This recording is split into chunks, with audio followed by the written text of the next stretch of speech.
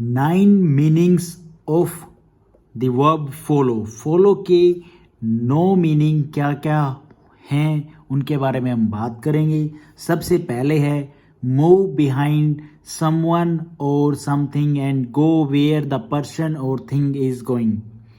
ये जो नोट्स हैं ये क्राउन एकेडमी इंग्लिश से मैंने थोड़े पढ़े हैं, तो सोचा शॉर्ट वीडियो बनाई जाए। उनके वीडियो काफ़ी बड़ी है और टोटली इंग्लिश में है, ठीक है।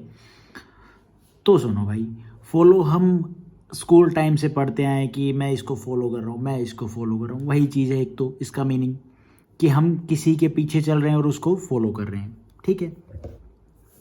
The line is following the baby elephant. अब आपने देखा होगा डिस्कवरी वगैरह पे बेबी एलिफेंट होता है, वो इधर उधर जाता रहता है। लगभग जितने भी और उसके पीछे उसकी मदर उसकी फैमिली होती है, झुंड होता है जो, वो उसी को फॉलो करता रहता है, ठीक है।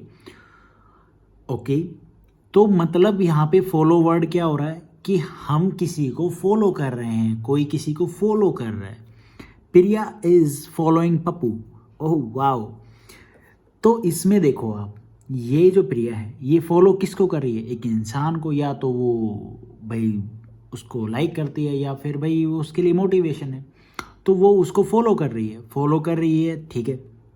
तो इस सेंस मतलब इसका एक मीनिंग हो गया कि किसी भी इंसान, किसी भी चीज़, किसी भी मैटर को आप फॉलो कर रहे हो, ठीक है, उसके केस में हम इसका एक मीनिंग ये हो गया। उसके बाद इसका सेकंड मीनिंग देखो, go in the same direction as a road और पाथ। अच्छा जी, एग्जाम्पल देखो, आपको अच्छे से समझ में आएगा। टूरिस्ट बोलता है एक्सक्यूज़ मी, या आप कहीं जा रहे हो तो किसी इंसान से रास्ता पूछते हो कहीं पे जाने का, पूछते हो कि excuse me where is the bus stand. आप कहीं बाहर और वहाँ पे कोई बस स्टैंड ढूंढ रहे हो, तो वहाँ पे एक लड़की से पूछा आपने और लड़की ने बोला, प्रिया ने, follow the road into the village and the bus stand is on the left. अब यहाँ पे ये क्या कह रहे हैं मैडम? ये कह रहे हैं कि रोड को फॉलो करो आप। कौन से रोड को? जो कहाँ पे लेके जाएगा आपको? विलेज में। और वहाँ पे जाने के बाद आपको लेफ्ट साइड में बस स्टैंड मिलेगा। तो ये मेन यहाँ पे फॉलो वर्ड किसके लिए यूज़ हो रहा है? रोड को फॉलो करो, ठीक है। तो यहाँ पे वही कि किसी डायरेक्शन या किसी पाथ पे मतलब आप फॉलो कर रहे हो, ठीक है, कहीं डेस्टिनेशन में पहुँचने के लिए, तो उसके केस में हम यहाँ पे फॉलो का यूज़ करते हैं। थर्ड नंबर पे है to happen after something, to come after something. क्या मतलब है? देखो, कोई चीज़ भाई करनी है आपको एक काम करने के बाद, कि ये काम ख़त्म हो तो उसके बाद ये करना है, ठीक है। या कोई चीज़ भाई नेसेसरी है, इम्पेरेटिव है कि ये होने के बाद आपको नेक्स्ट स्टेप ये है। तो मैनेजर क्या कहता है? A buffet will follow the meeting. अच्छा जी, मीटिंग चल रही है मैनेजर साहब की उसकी टीम के साथ में, तो जो बूफे है, जो खाना लगना है, वो उसकी मीटिंग ख़त्म होने के बाद स्टार्ट होगा। तो अब वो मीटिंग 10 मिनट बाद ख़त्म हो, 10 मिनट पहले ख़त्म हो, लेट ख़त्म हो, तो उसके बाद खाना तो ज़रूरी है, ठीक है।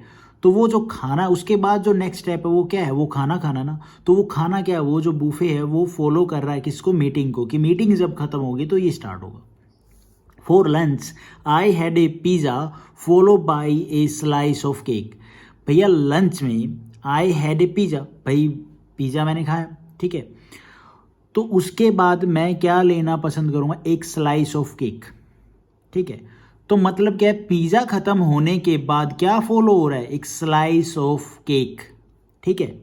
तो केक किस चीज़ को फॉलो कर रहा है? पिज़्ज़ा को, कि भाई पिज़्ज़ा ये बंदा खाएगा तो उसके बाद केक खाएगा, ठीक है। तो यहाँ पे मतलब मैं ये नहीं कह रहा ये इसको फॉलो करें, ये मीनिंग ये है कि जब आपको ये पता है कि एक काम होने के बाद आपको दूसरा काम ये करना है, कन्फर्म है, तो उसके केस में भी हम फॉलो यूज़ ऐसे करते हैं, ठीक है। आपको समझ में आया होगा कि जैसे कि भाई शाम को आप खाना खाते हो, खाना खाने के बाद आपको दूध लेना होता है, तो आपको पता है कि फॉर डिनर, मतलब ये कि डिनर के बाद आप दूध मिल्क पीते हो, तो यहाँ पे वो चीज़ क्या हो जाएगी? जो मिल्क है वो आपके डिनर को फॉलो कर रहा है कि भाई जब आप डिनर कर लोगे उसके बाद दूध आपको पीना है, ठीक है। तो यहाँ पे इस केस में भी आप फॉलो यूज़ करते हो, ठीक है।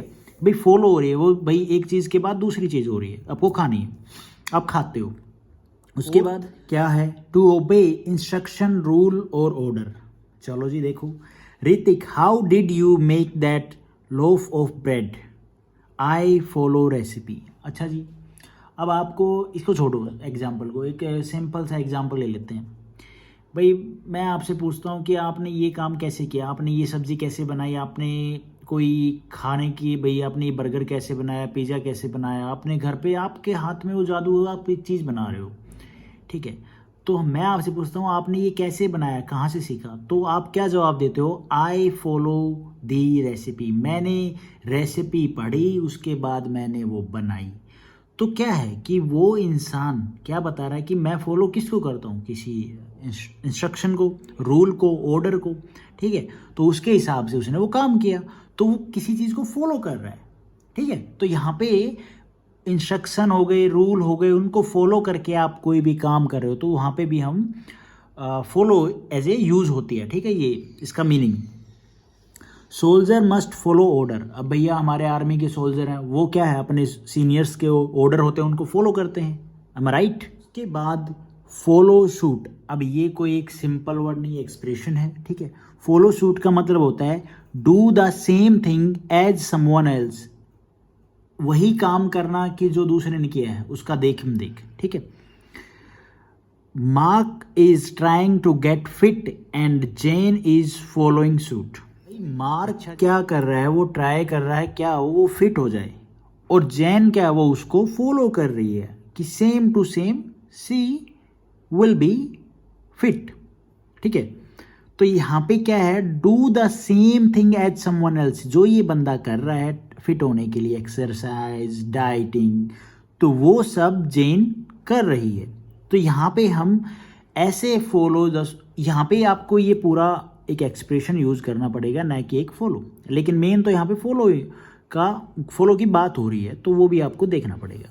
उसके बाद एग्जाम्पल देखो, soap 1 has reduce it price, एक सोप है उसने किसी भी प्रोडक्ट का जो प्राइस है वो कम कर दिया है। सोप 2 क्या करती है, हैज़ फॉलो सूट, भाई उसने भी सेम जो प्राइस है उसका कम कर दिया, क्योंकि अगर उसका ज़्यादा प्राइस होगा तो फिर वो तो बिकेगा ही नहीं ना, वो तो पब्लिक क्या जाती है, जहाँ पे लेस प्राइस होता है सेम प्रोडक्ट पे वहीं पे जाती है। तो इसने भी क्या किया, फॉलो शूट किया, जो एक पर्सन ने किया वही सेम इस बंदे ने कर दिया।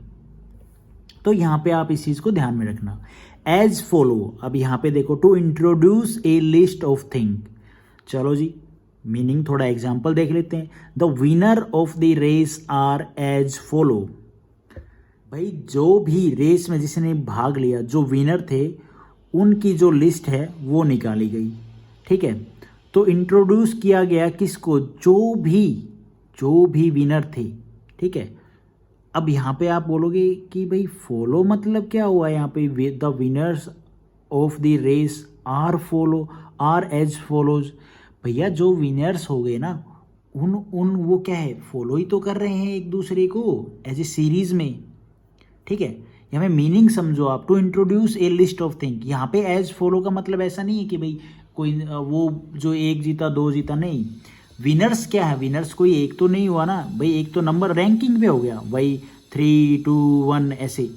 तो ये क्या है, विनर्स की जो रैंकिंग है वो क्या है, इंट्रोड्यूस है, लिस्ट है ना। अब जैसे यूपीएससी का रिजल्ट आया अभी, तो उसमें क्या है, जितने भी बच्चे भाई आईएएस की कैटेगरी में 200-300 जो रैंक तक होते हैं, तो वो क्या कर रहे हैं, the winners of UPSC race या UPSC exam are as follow. अब भाई किसी की रैंक 50 है, फिर 49 है, 48 है, तो वो क्या है, फॉलो ही तो है, एज फॉलो रैंक। तो to introduce a list of thing, तो वहाँ पे हम एज फॉलो यूज़ करते हैं। तो ये था फॉलो के कुछ मीनिंग। होप आपको थोड़ा बहुत ठीक ठाक लगे होंगे, मैंने ट्राई किया कुछ अच्छा ही बताने को। बट अगर आप अच्छे से और भी इसको परफेक्ट मेरा नहीं आपको ठीक ठाक लगा, तो आप क्राउन एकेडमी इंग्लिश के यूट्यूब पे चैनल है, आप वहाँ से देख सकते हैं, बट काफ़ी नॉलेजेबल है। Thank you for watching this video.